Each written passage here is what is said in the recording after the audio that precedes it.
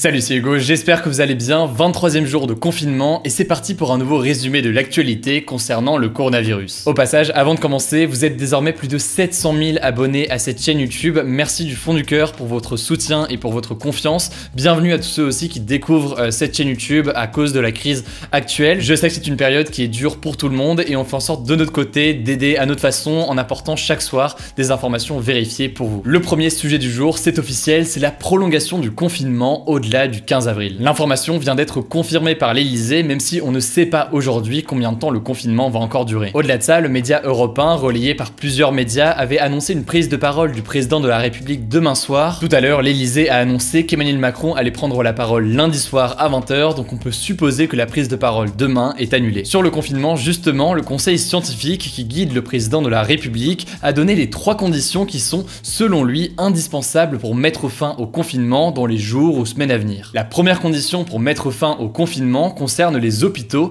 et en particulier les services de réanimation. Logiquement, pour qu'il y ait une fin du confinement, il faut que les hôpitaux ne soient plus surchargés. La deuxième condition, c'est le dépistage systématique des nouveaux cas. En gros, il faut que chaque personne qui présente des symptômes puisse être dépistée, autrement dit testée pour voir si elle a le coronavirus. Or, pour l'instant, il n'y a pas assez de matériel pour le faire. La dernière condition, selon le conseil scientifique, pour sortir du confinement, c'est d'avoir du gel hydroalcoolique et des masques pour l'ensemble de la population. Là aussi, pour l'instant, vous le remarquez, c'est très loin d'être le cas. A noter que le conseil scientifique n'émet un avis que consultatif. Autrement dit, il conseille le président de la République et derrière, c'est au président de la République de prendre ou non ses décisions. On continue en France avec une application qui suscite pas mal de débats alors qu'elle n'est pas encore sortie. Il s'agit de Stop Covid. En gros, Stop Covid, c'est le nom donné à l'application sur laquelle travaille le gouvernement pour limiter la diffusion du virus. Dans un entretien au journal Le Monde, le secrétaire d'État au numérique Cédric O a détaillé comment devrait fonctionner l'application. Déjà, premier élément très important, cette application mobile n'est pas obligatoire puisqu'elle est basée sur le volontariat. Concrètement, si vous décidez de l'installer sur votre mobile, l'application détectera avec Bluetooth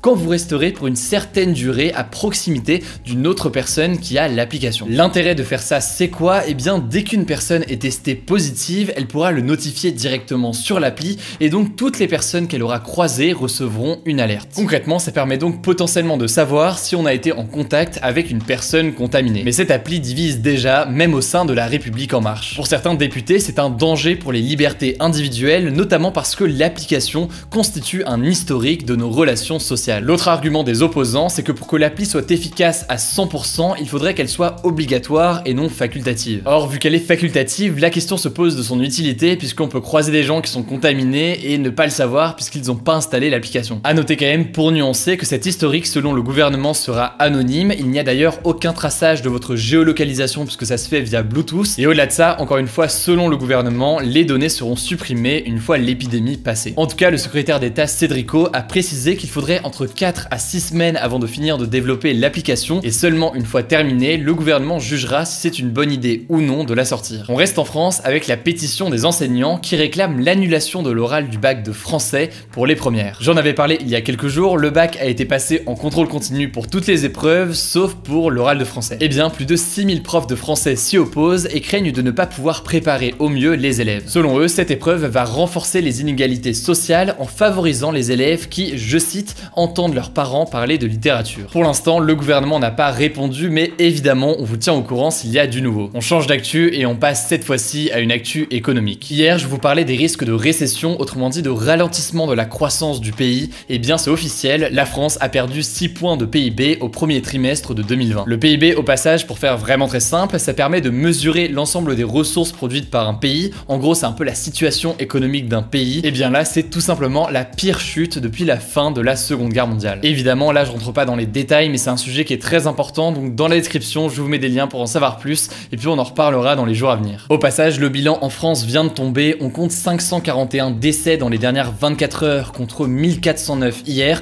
mais attention, 2 choses très importantes. Déjà, premièrement, aujourd'hui, exceptionnellement, on ne prend pas en compte les décès dans les EHPAD, autrement dit, les décès souvent importants dans les maisons de retraite pour personnes dépendantes. La raison avancée, c'est qu'il y a eu des bugs techniques aujourd'hui, et puis deuxième chose, à l'inverse, hier, on comptait les décès dans les hôpitaux et les décès dans les EHPAD, mais les décès dans les EHPAD depuis plusieurs jours en raison de la lenteur des remontées dues au week-end. Bref, je vous la fais courte, mais le nombre de décès d'hier et d'aujourd'hui ne sont pas du tout comparables, et si même vous voulez plus d'infos, je vous mets des liens en description. On passe au point à l'étranger désormais avec notamment les États-Unis. Le pire bilan quotidien a été à nouveau dépassé avec 2000 morts en 24 heures contre 1150 décès lors du dernier bilan. Face à l'urgence de la situation, Donald Trump a pris la parole et a critiqué la gestion de la crise par l'Organisation mondiale de la santé, autrement dit l'OMS. Pour lui, l'organisation s'est plantée et a été trop favorable à la Chine depuis le début de la pandémie. Il explique que par exemple, l'OMS l'a critiqué quand il a pris la décision de fermer la frontière aux personnes venant de Chine, une chose qu'avait effectivement déconseillé l'OMS à l'époque. Autre chose assez inédite, il a menacé de suspendre la contribution américaine à l'OMS. En gros, chaque pays membre verse chaque année une somme d'argent à l'OMS pour lui permettre de fonctionner. Et bien, les États-Unis vont examiner dans les prochaines semaines s'ils continuent ou non à payer. On reste en Amérique, mais on va au Canada. On compte au total 421 décès liés à la maladie et 17 897 cas confirmés. À ce jour, 4054 personnes ont déjà été guéries dans le pays. Le Royaume-Uni, maintenant, vous le savez très probablement, le Premier ministre Boris Johnson avait été admis en soins intensifs à l'hôpital